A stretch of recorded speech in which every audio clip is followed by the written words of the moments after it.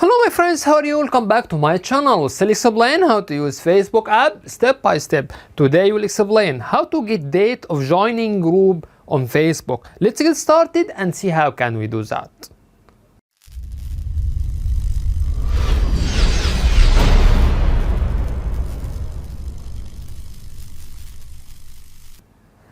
At first tap on Facebook app icon.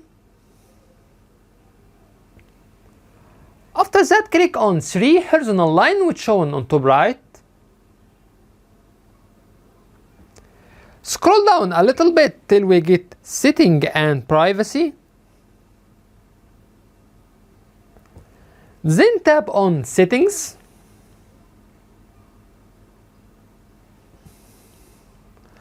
Go down till you get access your information.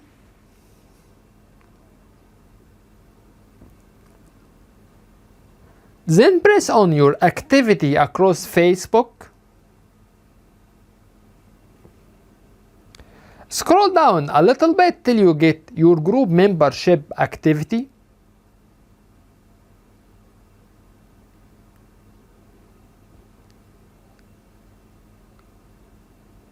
Here you can find date of group which you already joined on Facebook.